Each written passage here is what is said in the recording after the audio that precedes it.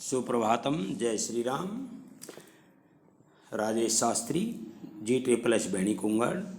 कल बेटा हमने रामायण का पहला पाठ पढ़ा था, अवधपुरी में राम। सो आप सभी बच्चों को ध्यान में आ गया होगा, उसके प्रश्न उत्तर लिख लिए होंगे। आज हम पढ़ेंगे जंगल और जनकपुर। राजमहल से निकलकर महर्षि विश्वामित्र सरयू नदी की ओर बढ़े। दोनों राजकुमार साथ थे, उन्हें नदी पार करनी थी। आश्रम पहुंचने के लिए विश्वामित्र ने अयोध्या के निकट नदी पार नहीं की। दूर तक सरयू के किनारे किनारे चलते रहे। दक्षिणी तट पर, उसी तट पर जिस पर अयोध्या नगरी थी, वे चलते रहे। नदी के घुमाव के साथ साथ राजमहल पीछे छूट गया। उनकी आखिरी बस्ती भी निकल गई। चलते चलते एक तीखा मोड़ आया तो सब कुछ दृष्टि से ओझल हो गया। राम और लक्ष्मण ने एक बार भी पीछे मुड़कर नहीं देखा। उनकी नज़र सामने थी, महर्षि विश्वामित्र के सधे कदमों की ओर। सूरज की चमक धीमी पड़ने लगी, शाम होने को आई। राजकुमारों के चेहरों पर थकान का कोई चिन्ह नहीं था, उत्साह था। वे दिन भर पैदल चले थे और चलने को तैयार थे। महर्षि अचानक रुके। उन्होंने आसमान पर दृष्टि डाली। चिड़ियों के झुंड अपने बसेरे की ओर लौट रहे थे। आसमान मटमैला सा लाल हो गया था। चरवाहे लौट रहे थे। गायों के पैर से उठती धूल में आधे छिपे हुए। हम आज रात नदी तट पर ही विश्राम करेंगे, महर्षि ने पीछे मुड़ते हुए कहा। दोनों राजकुमारों के चेहरे के भाव देखते हुए विश्वामित्र हल्का सा मुस्कुराए। राम के निकट आते हुए उन्होंने कहा, मैं तुम दोनों को कुछ विद्याएं सिखाना चाहता हूँ। इन्हें सीखने के बाद कोई तुम पर प्रहार नहीं कर सकेगा, उस समय भी नहीं जब तुम नींद में हो। राम और लक्ष्मण नदी में मुंह हाथ धोकर लौटे। महर्षि के निकट आकर बैठे विश्वामित्र ने दोनों भाइयों को बलातिबला नाम की विद्याएं सिखाई। रात में वे लोग नहीं सोए। तिनकों और पत्तों का बिस्तर बनाकर नींद आने तक महर्षि उनसे बात करते रहे। सुबह हुई, यात्रा फिर शुरू हुई। मार्ग वही था, सरयू नदी के किनारे। तो हमने पढ़ा, विश्वामित्र जी राम और लक्ष्मण को लेने आए थे और लेकर के जो है वो सीधे सरयू के किनारे किनारे चलते रहे और इतनी दूर निकल गए कि सब कुछ अयोध्या का ओझल हो गया। और विश्वामित्र उनको कुछ विद्याएं सिखाना चाहते थे, तो जो रात में उनको बला और अतिबला नाम की विद्याएं सिखाई, जिससे कोई दुश्मन रात को सोते समय भी उन पर हमला न कर सके।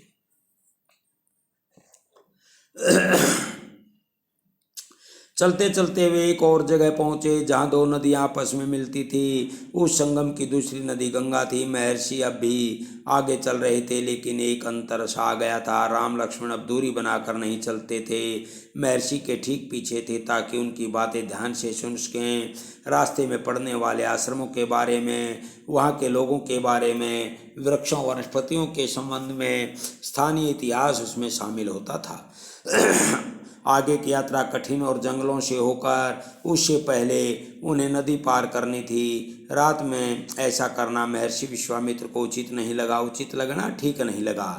तीनों लोग वहीं रुक गए, संगम पर बने एक आश्रम में। अगली सुबह उन्होंने नाव से गंगा पार की। नदी पार जंगल था, घना दुर्गम। सूरज की किरणें धरती पर नहीं पहुंचती थी, इतना घना वह डरावना भी था। हर और से झिंगुरों की आवाज़, जानवरों की दहाड़, कर्कश ध्वनियाँ। राम और लक्ष्मण को आश्वस्त करते हुए महर्षि ने कहा, ये जानवर और वनस्पतियाँ जंगल की शोभाएँ हैं, इनमें कोई डर नहीं। असली खतरा राक्षसी ताड़का से है, वह यहाँ रहती है। तुम्हें वह खतरा हमेशा के लिए मिटा देना है। तो विश्वामित्र की जो मनोकामना थी वो यही थी कि राम और लक्ष्मण को विद्याएं दे करके ही असुरों का विनाश करवाया जाए। ताड़का के डर से कोई उस वन में नहीं आता था। जो भी आता ताड़का उसे मार डालती, अचानक आक्रमण कर देती। उसका डर इतना था कि उस सुंदर वन का नाम ताड़का वन पड़ गया। राम ने महर्षि की आज्ञा मान ली, धनुष पर प्रत्यंचा चढ़ाई और उसे एक बार खींचकर छोड़ा। इतना ताड़का को क्रोधित करने के लिए बहुत था। टंकार सुनते ही क्रोध से बिलबिलाई ताड़का गरजती हुई राम की ओर दौड़ी। बालकों को देखकर उसका क्रोध और भड़क उठा। जंगल में जैसे तूफान आ गया। विशालकाय पेड़ कांप उठे, पत्ते टूटकर इधर उधर उड़ने लगे। धूल का घना बादल छा गया, उसमें कुछ दिखाई नहीं पड़ता था। फिर ताड़का ने पत्थर बरसाने शुरू कर दिए। राम ने उस पर बाण चलाए, लक्ष्मण ने भी निशाना साधा। ताड़का बाणों से घिर गई। राम का एक बाण उसके हृदय में लगा, वह गिर पड़ी, फिर उठ नहीं पाई। विश्वामित्र बहुत प्रसन्न हुए। उन्होंने राम को गले लगा लिया। उन्होंने दोनों राजकुमारों को 100 तरह के नए अस्त्र शस्त्र दिए, उनका प्रयोग करने की विधि बताई, उनका महत्व समझाया। यानी विश्वामित्र ने साथ साथ अपनी शिक्षा भी जारी रखी। महर्षि का आश्रम वहाँ से अधिक दूर नहीं था, लेकिन तब तक रात हो चली थी। विश्वामित्र ने वह दूरी अगले दिन तय करने का निर्णय लिया। ताड़का मर चुकी थी, उसका भय नहीं था। तीनों ने रात वहाँ बिताई। ताड़का वन में जो अब पूरी तरह भयमुक्त था। सुबह जंगल बदला हुआ था। अब वह ताड़का वन नहीं था, क्योंकि ताड़का नहीं थी। भयानक आवाज़ें गायब हो चुकी थी। पत्तों से गुजरती हवा उसकी सरसराहट का संगीत था। चिड़ियों की चहचहाट थी, शांति थी, तस्वीर बदल गई थी। यानी कि ताड़का के मरते ही वहाँ जंगल में रौनक आ गई थी। सिद्धाश्रम का अंतिम पड़ाव था महर्षि का आश्रम। रास्ता छोटा भी था, मनोहारी भी। प्राकृतिक सौंदर्य का आनंद लेते तीनों लोग जल्दी आश्रम पहुंच गए। आश्रम वासियों ने उनकी आगवानी की, अभिनंदन किया। उनकी प्रसन्नता दुगनी हो गई थी। महर्षि विश्वामित्र के आश्रम लौटने की खुशी, राम लक्ष्मण के आगमन का सुख। विश्वामित्र यज्ञ की तैयारियों में लग गए। अनुष्ठान प्रारंभ हुआ। आश्रम की रक्षा की जिम्मेदारी राम लक्ष्मण को सौंपकर महर्षि आश्वस्त थे। अनुष्ठान अपने अंतिम चरण में था, पूरा होने वाला था। कुछ ही दिनों में 5 दिनों तक सब ठीक ठाक चलता रहा। शांति से निर्विघ्न लगता था। राजकुमारों की उपस्थिति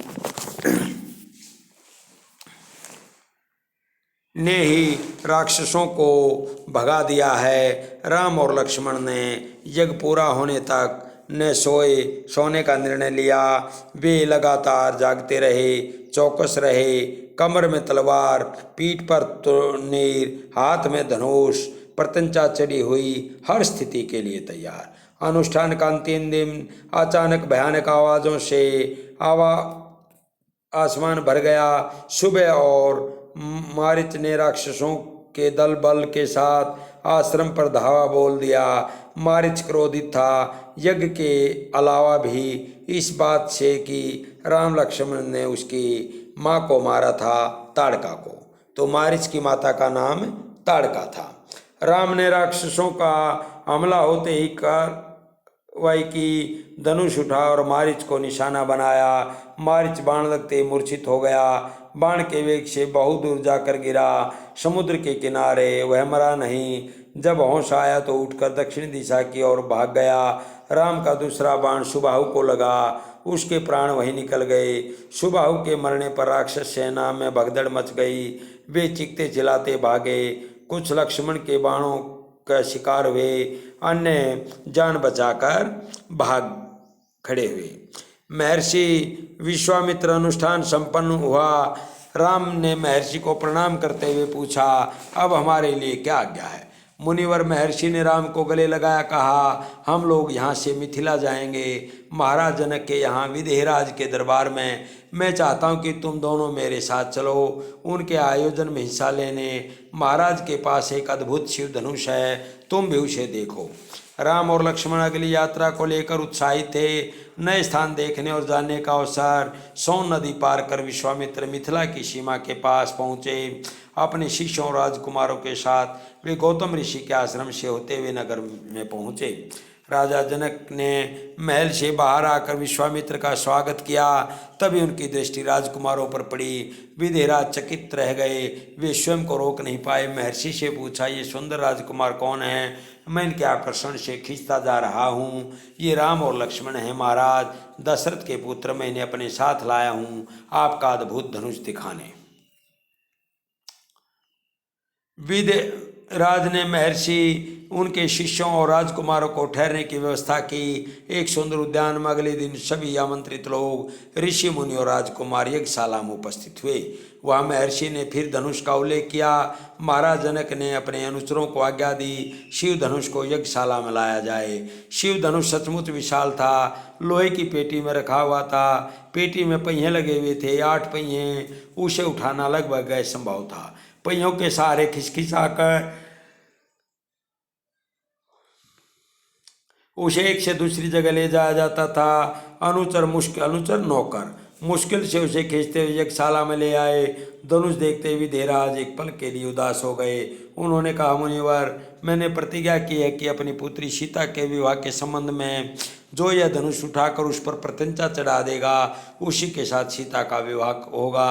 अनेक राजकुमारों ने प्रयास किया और लज्जित हुए। उठाना तो दूर, वे से हिला तक नहीं इसके, प्रत्यंचा क्या चढ़ाते। विदेहराज का संकेत समझकर महर्षि विश्वामित्र ने राम से कहा, उठो वत्स, ये धनुष देखो। राम ने सिर झुकाकर गुरु की आज्ञा स्वीकार की। आगे बढ़े, पेटी का ढक्कन खोल दिया। राम ने पहले धनुष देखा, फिर महर्षि को। गुरु का संकेत मिलने पर राम ने वह विशाल धनुष सहज ही उठा लिया। यज्ञशाला में उपस्थित सभी लोग हतप्रभ थे, हतप्रभ हैरान। इसकी प्रत्यंचा चढ़ा दूं मुनिवर? राम ने पूछा। अवश्य, यदि ऐसा कर सकते हो। विदेहराज चकित थे। राम ने आसानी से धनुष झुकाया, ऊपर से दबाकर प्रत्यंचा खींची। दबाव से धनुष बीच से टूट गया, उसके 2 टुकड़े हो गए। बच्चों के खिलौने की तरह यज्ञशाला में सन्नाटा छा गया। सब चुप थे, एक दूसरे की ओर देख रहे थे। सभागार की चुप्पी महाराज जनक ने तोड़ी। उनकी खुशी का ठिकाना न था। उन्हें सीता के लिए योग्य वर मिल गया था। उनकी प्रतिज्ञा पूरी हुई। जनक राज ने कहा, मुनिवर, आपकी अनुमति हो तो मैं महाराज दशरथ के पास संदेश भेजूं, बारात लेकर आने का निमंत्रण। यह शुभ संदेश उन्हें शीघ्र भेजना चाहिए। महर्षि की अनुमति से दूत अयोध्या भेजे गए, सबसे तेज चलने वाले रथों से। इस बीच जनकपुर में धूम मच गई। बारात के स्वागत की तैयारियां होने लगी। नगर की प्रसन्नता चरम पर थी। महाराज जनक का संदेश मिलते ही अयोध्या में खुशी छा गई। आनंद फानन में बारात तैयार हुई। हाथी, घोड़े, रथ, सेना बारात को मिथिला पहुंचाने के लिए 5 दिन लग गए। जनकपुरी जगमगा रही थी। हर मार्ग पर तोरण द्वार, हर जगह फूलों की चादर, एक एक कोना सुवासित। हर घर के प्रवेश द्वार पर वंदनवार, एक एक घर से मंगल गीत। मुख्य मार्ग पर दर्शकों की अपार भीड़। खिड़कियों और छज्जों से झांकती महिलाएं। एक नजर राम को देख लें, राम सीता की जोड़ी दिख जाए। विवाह से ठीक पहले विदेहराज ने महाराज दशरथ से कहा, राजन, राम ने मेरी प्रतिज्ञा पूरी कर बड़ी बेटी सीता को अपना लिया। मेरी इच्छा है कि छोटी पुत्री उर्मिला का विवाह लक्ष्मण से हो जाए। मेरे छोटे भाई कुशध्वज की भी तो 2 पुत्रियां हैं, मांडवी और श्रुतकीर्ति। कृपया उन्हें भरत और शत्रुघ्न के लिए स्वीकार करें। राजा दशरथ ने यह प्रस्ताव तत्काल मान लिया। विवाह के बाद बारात कुछ दिन जनकपुरी में रुकी। बाराती बहुओं को लेकर अयोध्या लौटे तो रानियों ने पुत्र वधू की आरती उतारी, स्त्रियों ने फूल बरसाए, शंख ध्वनि से गलियां गूंज उठी। यह आनंदोत्सव लगातार कई दिनों तक चलता रहा।